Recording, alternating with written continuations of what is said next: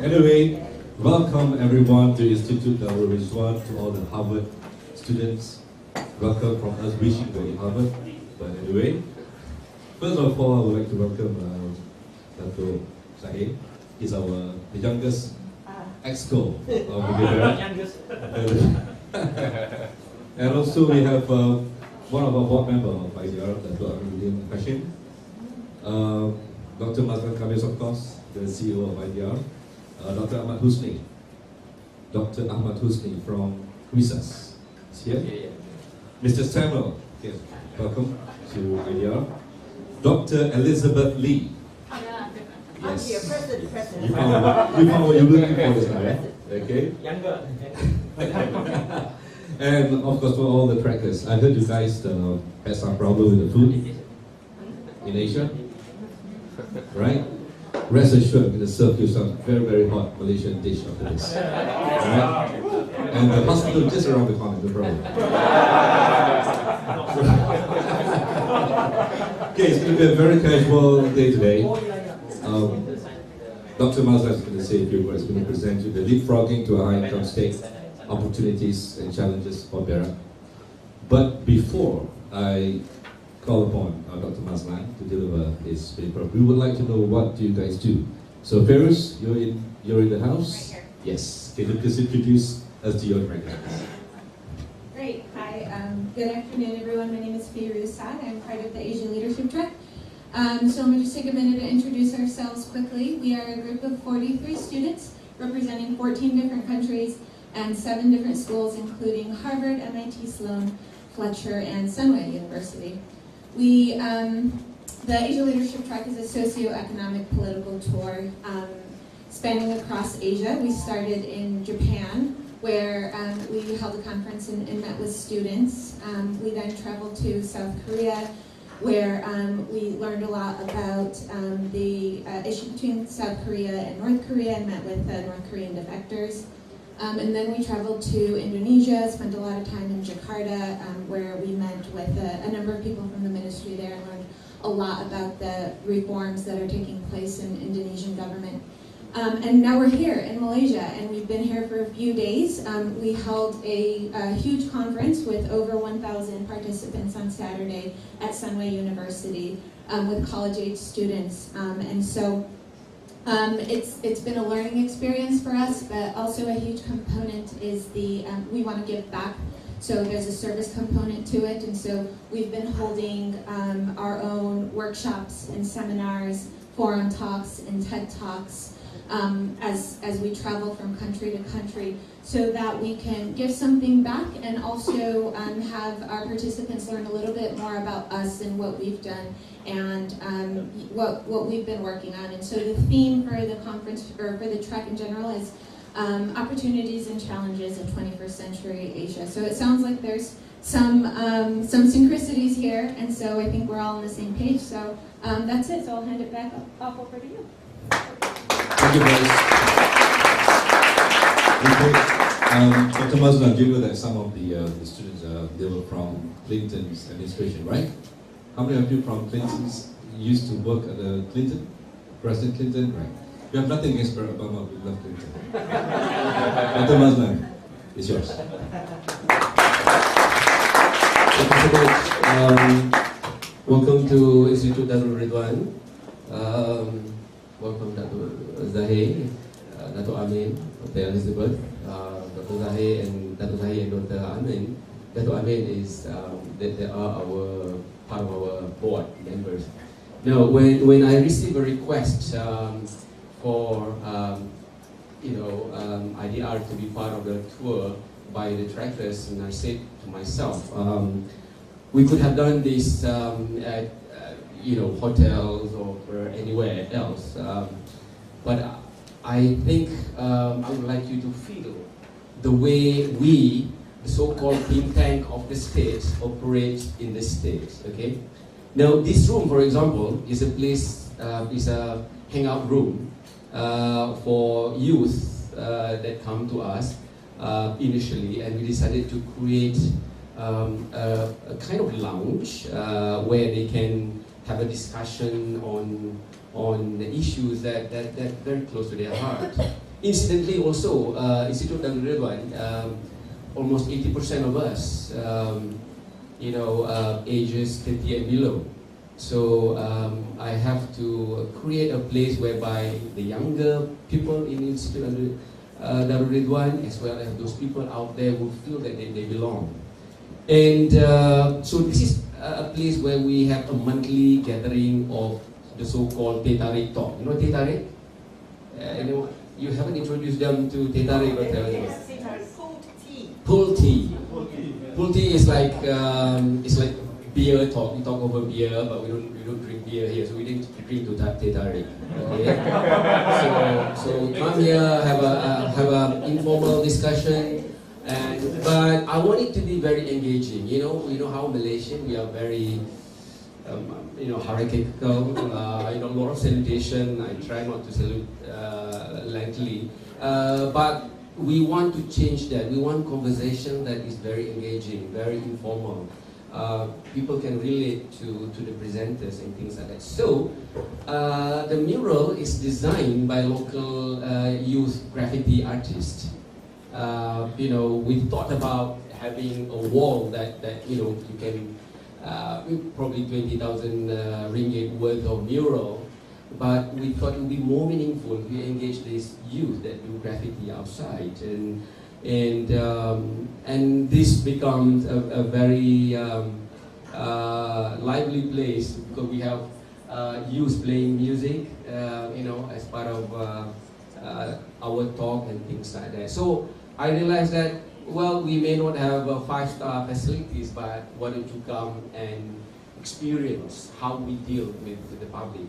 Now, most of the time when the public engage with government, they have to go through various quote-unquote barriers. But they were surprised when they come to an institute which belongs to government, but they were very, very open, breathing new life in the way we engage the public. And we have had a women's group, we have NGOs, we have youth, we have people from all walks of life having their session here as part of our work. Now, throughout my career, I have always been based in Kuala Lumpur. I'm not a city boy, but I've always worked at the federal government level. When I came here last year, for the second time, but it was my first foray into working at the state level. And it was different, at the federal level. I work at the economic planning unit. It's a very central agency, talking mostly to ministries. So you can tell ministry do this, do that, and the communication is much easier. But here you have to deal with the public, the field. You have to be in the field. And I realized that there's so many gaps that we can help to fill up, And it's very different. It's real. People come to you for real problem, and it's not just as much as we are dealing with policies, we have to also think about program and strategies for the general public. So our work ranges from doing small interaction with the public, building confidence into what the government is doing, all the way to also handling international programs. So last year in October, we had our first PANCO International Development Dialogue, where for the first time we got involved with Sunway. So that's the point where Sunway and IDR get together. So it was highly successful international program. It's PANCO International Development Dialogue, dubbed by UNDP as the only international dialogue that is organized by a state. Typically, you have international dialogue, international forum tend to be organized by a country, federal, but not a state. And because of the success of last year, this year we're going to go even bigger, because we have a new partner that can see the benefit of having this program. I would love to, for you to check on our website, PANCO International Development Dialogue. We've just finished our first workshop last week, and inshallah, it's going to be even bigger, and it will be done at either around PANCO or in other district of Perak. Now, let's move on to my presentation today. Now, if you have any question, please, if you feel a bit heaty, we try to make sure that it's all there here. But please ask questions, interrupt me anytime. If I couldn't answer, Dato' Zahir is here. Dato' Zahir is the ESCO for investment. ESCO means that he is the minister for the state minister for, so he has a better understanding and insight into state development. And Dato' Aminuddin Hashim is CEO of Menteri Besar Incorporated, the Chief Minister Incorporated, doing a lot of business and investment for the state, correctly. Mining, especially mining and property. Now, we choose the topic of leapfrogging to our high income state, opportunities and challenges for Perak. Next. Okay, we've seen this one, I've said about it. This is all about Institut Darul Ridzuan. Next. This is how we work. We focus on socio-economic activities, a little bit of politics. We work with universities, research institute to do a lot of analysis, and then use that as our advice or input into the policy program as well as strategy for our stakeholders, basically the government and the agencies in the government. We would like to be a high quality, our mission is to conduct high quality research to provide innovative recommendations that are relevant, practical and impactful in line with the aspiration of the Perak Aman Jaya. Perak Aman Jaya is a blueprint that was produced by this institute before I joined them. It's a Perak owned blueprint for development, and at the pinnacle of the blueprint is focusing on what we call as 3Q: quality of living, quality opportunity, as well as quality income. We don't want the state to become advanced or high income, and yet the people are not getting or feeling the fruits of their labor. So the recommendations are to assist the stakeholders in the state of Perak to make informed decisions in advancing the following goal: basically enhancing well-being, security and opportunity for the Rakyat, strengthening public service delivery, and catalyzing economic, social and political transformation. Next. So you probably know this already, but anyway, we are quite strategic in our location. We are the second biggest state in the Peninsula Malaysia. We're very rich in greens. Half of our state is still covered in forest areas, and that's where we are located. Next. Most important also, we are sandwiched between two advanced states, basically Penang, the grey stretch at the top, and also Selangor, Kuala Lumpur down south. So we are in the middle. So we, in a way, suffer from a sandwich state, a state that is sandwiched between two advanced states. And the population is around 2.4 million people. Very rich history. Once upon a time, this was the richest state. It was a major contributor to GDP to Malaysia from 1957 to 1980s, and then it was very much the economic activities was very much focused on tin mining. But with the tin price collapse in the 80s, then the state also went down. Yeah, and but we have quite a diversified economy. So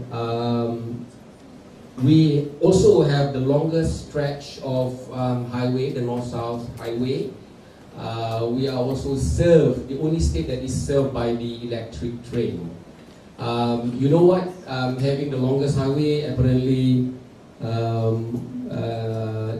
it's not being in a way positive, because a lot of people come to you, a lot of people from Perak get out. Make it easier for people to get out. Most people travel from Kuala Lumpur to Penang, and they use the highway just to stop by at the rest areas. So it is with that fact in mind that we want to turn Perak into a destination where people, make a point to come and visit and invest. Next. And have you been trapped in a traffic jam in Kuala Lumpur? Have you noticed the plate number? The car plate number? You don't. Of course you don't. Our plate number goes according to state. If you're a Malacca, if you're a car from Malacca, the state of Malacca, the plate number is M. Alright? If you're from Johor, then your plate number is J. Start with J. But the plate number for Perak is A. You know why? Because the first car that was registered was in Perak. Oh, that's why it's A. Oh, yes, no, yeah. Selangor is B. Pahang is C. What's common between the three? What's common between the three? Yeah, you see it.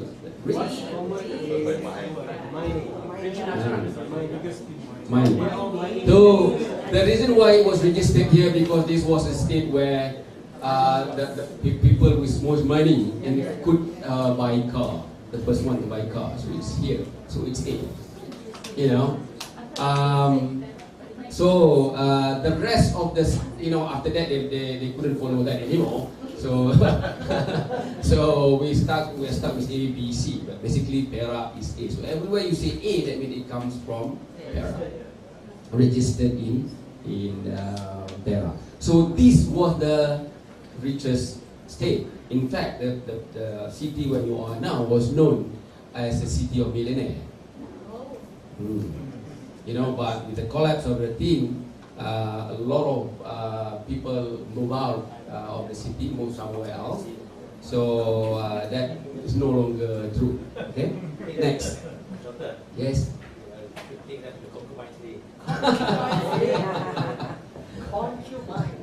Yeah. So and next. So it produced half of the world's tin production. First in terms of contribution to GDP to Malaysia. In terms of population, it was also first because you attract a lot of people to come when you have those rich, when you can find riches. And not just that, there are 41st in Malaysia. You have first high school, first this, first that. You also have the first prison, by the way. Yes. On the previous slide, was the Malaysia the world tin leader in 1890, or is that typo? It is.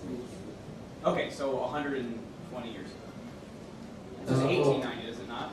Yeah, it was in 1890. That's a starting, yes. Yes. Oh, okay. That's a big, yeah. All right. So there's a lot of first next. So I don't have to list them. There's all there. But you know what?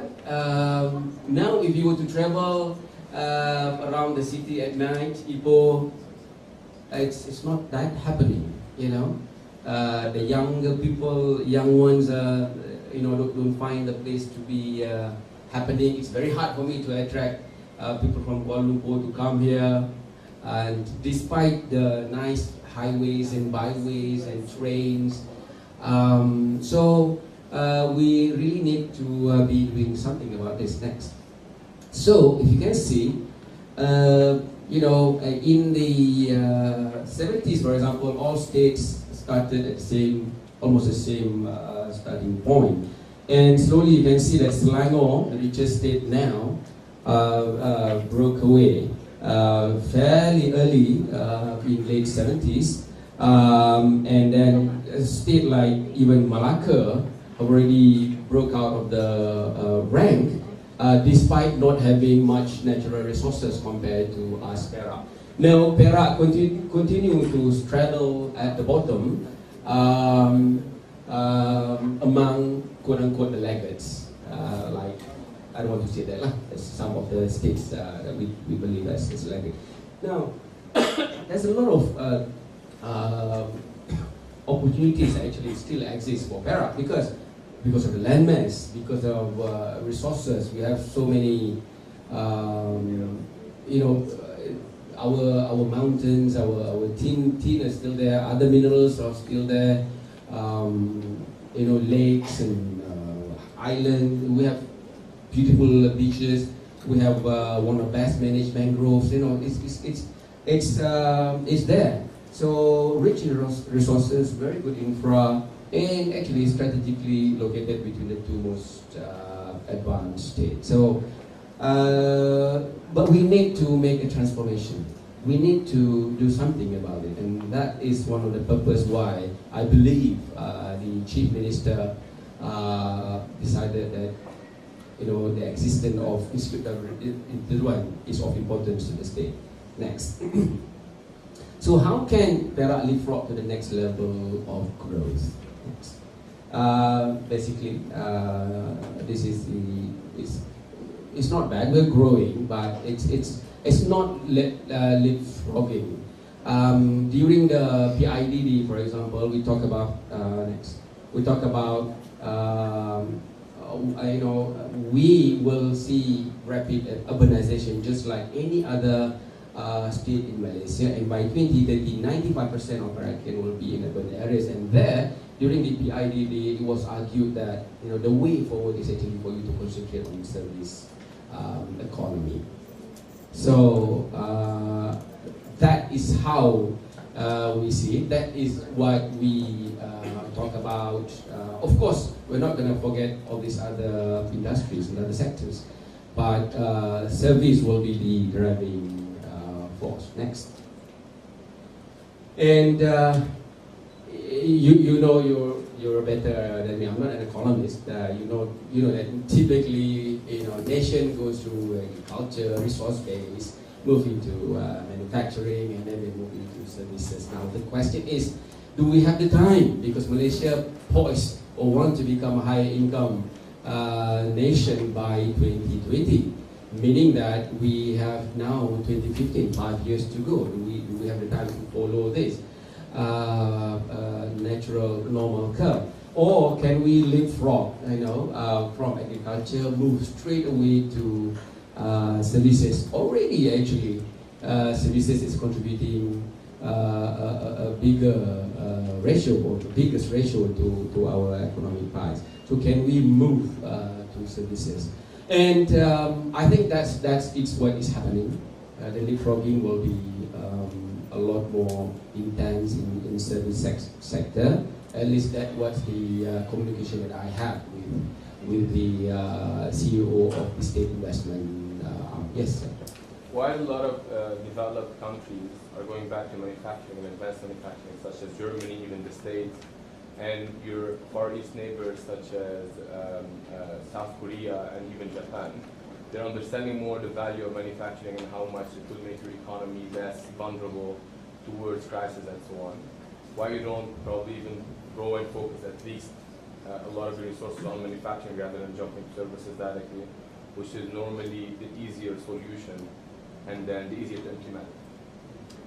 I think Germany and South Korea, they have this high technology that make it easier for them to perhaps go deeper into the economy. Now, I'm not saying that we are going to forget manufacturing, because while we are talking, we are still enticing manufacturing sectors in Penang, in Selangor to come to Perak, because land, we have the land mass, basically everything is cheaper in these states, you know. It's just that for us to follow that normal curve, I think it would be hard for us to make it by 2020 to reach that target. We're not forgetting, as I said, yeah, we still focus on those sectors, but we know that the service, especially if you see some of the figures which relate to tourism, medical tourism and things like that, there's a big higher potential for us to tap into. If I may add, actually in the past 5 years, after we unveiled the blueprint for the Perak we are looking one of the thrusts of achieving the vision set in the blueprint is to actually undertake what we call economic transformation. So yes, we've seen the growth of manufacturing has been more focused, whereby, for example, now we're focusing a lot along minerals. So Vale set up their base here, one of the biggest base in this region. So alongside Vale, we are expanding the steel and iron business around it. And I think in Dr. Zahir's constituency, we are also undertaking a program called Greater Community. So this is where we attract Japanese and Korean investments, building along food-based, food and automotive. And don't forget, if you talk about spritzer, you're familiar with spritzer mineral water. If you've seen those spritzer, the source of water comes from Datuk's constituency. So the past few years, the development of the manufacturing industry and related industries has been more focused alongside our natural, resources like minerals, like we also have, for example, food-based drinks, rubber, for example, we come up with rubber hub or something like that. Yeah? So we're not forgetting those. Yeah, we're talking about how do you enhance further so that we can catch up. Yeah. If I also add on, if you look at Perak after the lapse of the steel industry in the 1950s, it is also a classic example. If you're a student of economics, of development economics, it's also very interesting to see, because previously we know that any developing countries, especially that gained independence in the 1950s, 60s, and the 1950s and 1960s, most that started their industrialization program, they would focus more on the import substitution industrialization strategy. So if you look at, especially in particular for this state, if you're able to go north of Perak, especially to Taipei, to Muntin, other places, you would see that in the 1970s, most of the factories are basically labor intensive. They're for substitution industries, factories producing, for instance, textile, clothes, electrical consumer goods, television, refrigerator, and all that. These are import substitutions industries. But eventually, in the early 1990s, we lost the competitive edge. Then most of these industries, you can look at them if you do make a study. Most of the 1990s, you can see that the revival of the manufacturing industry, especially with the Vision 2020, which was launched in the early 1990s by former Premier Dr. Mahathir Mohamad, where more capital intensive or technology-based industries are being introduced. So if you go to the areas, for instance, if the north of Perak, Kamunting, Taiping, and other places, you can see here you can see you go to Gopeng and Kampar, you can see even companies from Norway producing port equipments like Broma. They are based in here in Perak. You can see that previous factory lots of previous manufacturing areas which were used to produce ISI, import substitute products like textile and all that, now has been transformed to produce more capital intensive goods. That's one classic example which I always like to quote. If you go to my constituency in Kemunting, there are two tire factories. One is Silverstone, the name is Silverstone, Silverstone. But now Silverstone has been taken over by Toyo Tires. Silverstone, basically the old factory which was established in the early 80s, it is more of a labor-intensive industry. You look at the manufacturing practices, you look at the labor. There are around 2,500 workers in that particular factory, producing tires up to I believe 1.5 million, 1.6 million tires annually. But just a matter of 2 kilometers away, a new factory just been set up by Toyota Tires itself, using latest technology from Japan, with the workers around 800, but there are more highly skilled workers. One particular, if you are familiar with tire factories, the Toyota Tires, the new factory, they are cleaner. You can wear suits in the factory. That shows how comfortable it is in the factory. And with 800 employees, they are able to manufacture. I was told that by 2050, it will be the tires. They will produce around 5 billion tires annually with lesser employees. That's how how the industries. And I believe these are also similar not only to Perak. These are also not unique to the state alone, but also to other factories or manufacturing facilities in all over the country, where they are moving towards a labor-intensive import substitution industries towards more capital-intensive.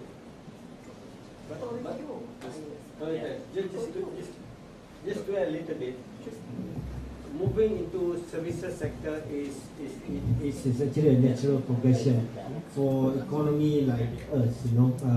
As Dr. Mazalan was saying, we at the height of mining, we are half of the world tin production.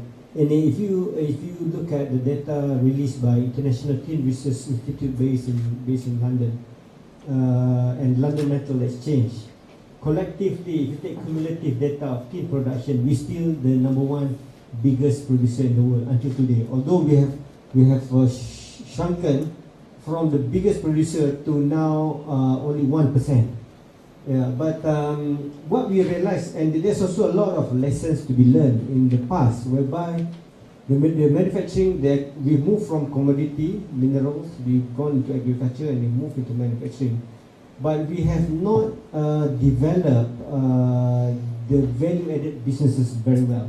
And in Malaysia, policy has been in the past, because we under the industrial, they have the IMP policy, industrial manufacturing policy, was focusing very much on assembly.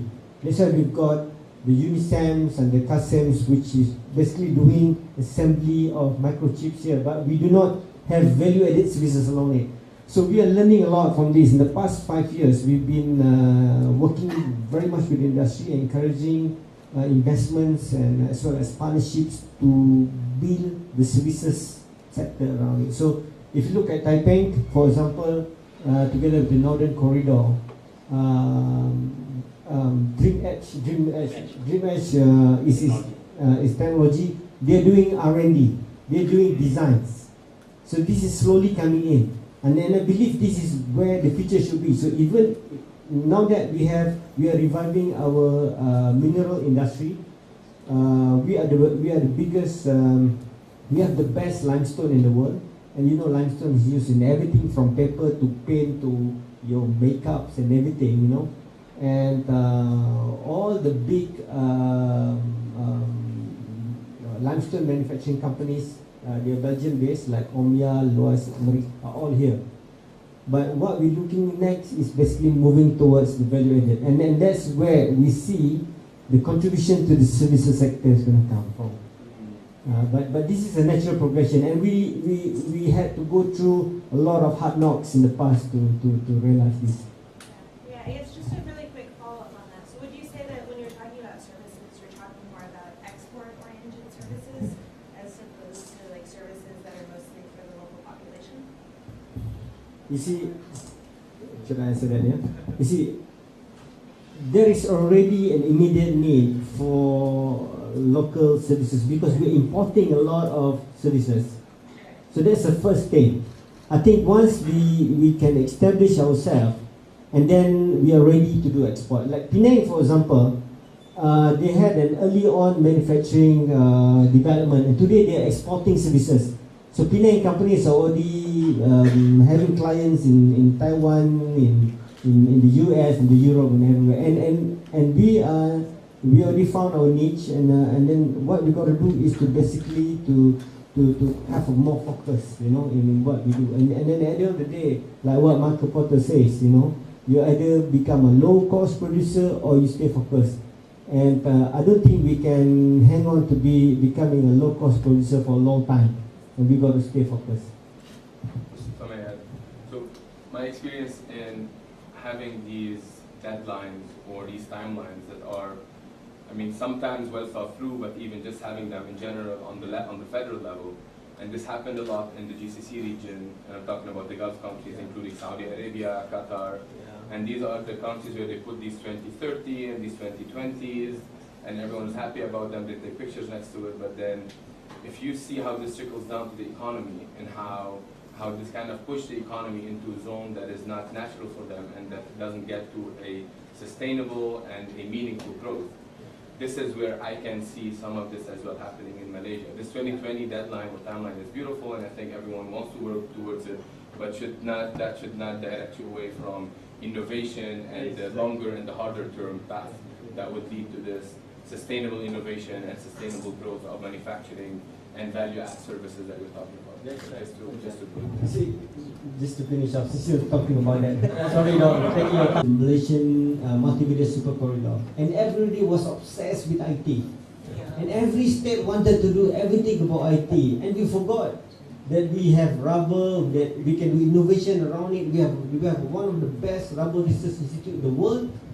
We have you know, the oil palm, and we've got the Porin, which is one of the best you know, palm oil research institute in the world, and we've got many others. And that's what happened. You know, we are so carried away with doing new things that we have to learn up and forgetting about what we know best, and we've been doing well. You know, so that's why we've come down to reality. We have done a lot of reality checks. If you talk about Ipoh, you know, Dr. Mazalan showed you the 41st. We have the best chicken tauge, for example. You got to try this. You know why the tauge is so big? Because of the limestone water. We have some of the best. The bean sprouts. You know, we are good in food. We're good in food, and half of the ducks that are eaten in Taiwan and Singapore actually come from this state. You know, and if you talk about tin, it's being smelted in Batu, but a lot of sources are coming from here. And I talk about limestone, swatch watchmaking. You know, the mechanics, the company is here. The company is doing the swatch, the engines, because they use a lot of soldering and everything. They actually have an operations here. And we have many other success stories that we have not looked seriously into and start asking, hey, what can we do about it? I mean, there must be some good value added that we can build around. This is about clustering. Yeah. So although Michael Porter introduced this many years ago, only recently that we start to take it seriously. And I guess Mr. Porter should come down one day, you know. Maybe when we go back to Harvard, should tell him, you know, how wonderful Perak is. Thank you. Thank you. Thank you so much. Dr. Wami was the former CEO of this institute. Okay, now he's a director.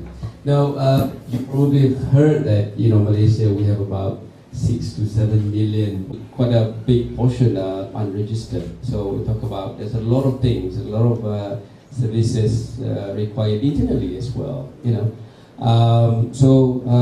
And also in our Pangko International Development Dialogue, we came to a conclusion also. Let's look back at our identity and let's look back at why don't we have our own clothes to wear. All right, so basically that's the understanding on how we should move forward next. And interestingly, Mr. Mordesaki, the main presenter, was studying at Malaysia, and he tried to compare some of the indexes that's available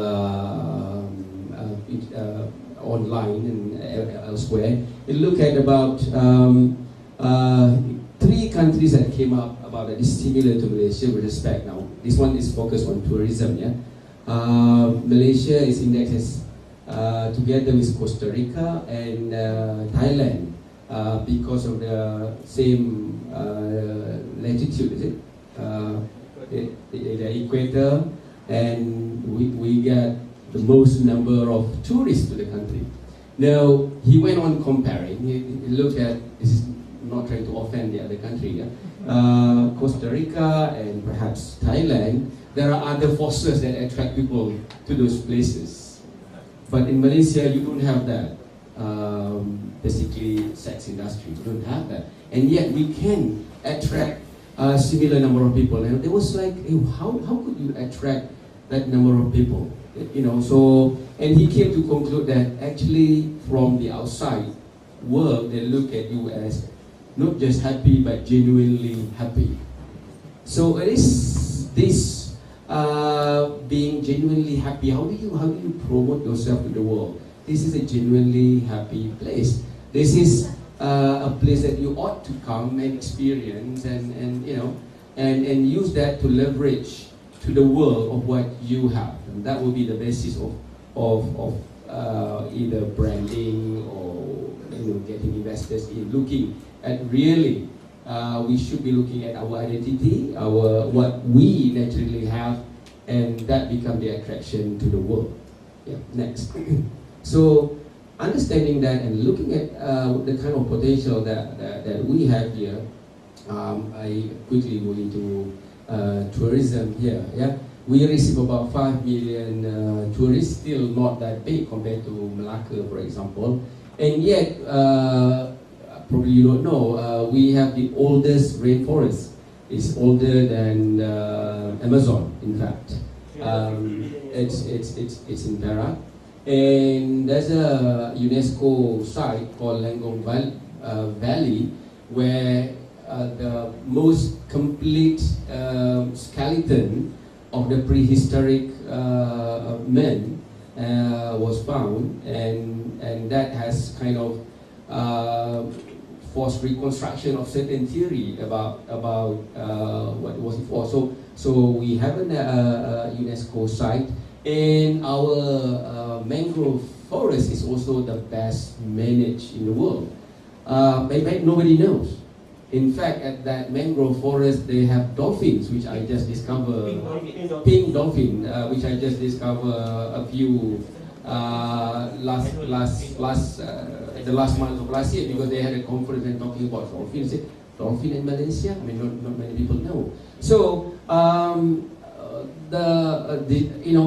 there's an additional effort that government have in making the forest big, forest cover bigger. A lot of other things related to taking care of our environment. So that's the potential that is yet to be tapped. Yeah. And in terms of healthcare, we have so many hospitals.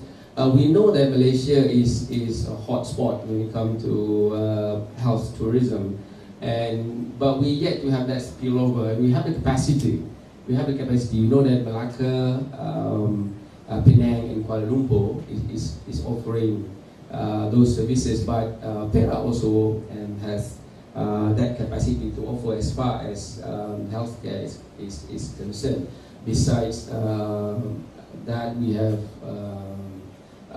UTP, University Technology Petronas, world-class universities also located here, whereas several other universities. So a lot can be done to use whatever that we have to promote this state further, to make it a destination for investors, for tourists, for students, etc. Yeah. So that is how we believe. That is the kind of opportunity. There's a lot more. Yeah. Okay. Next. Now we are ranked number 3. Retirement. Retirement in the Yeah. world. This city is ranked number 3 in the world as the most, not just affordable, but most livable place to retire. Or retirement. So in fact, we're working with the Japanese counterpart to create Japanese retirement homes. Start booking your home. Anybody from Japan? We can have you. Okay, all right. In fact, I live in Japan. Last time I was here, I live in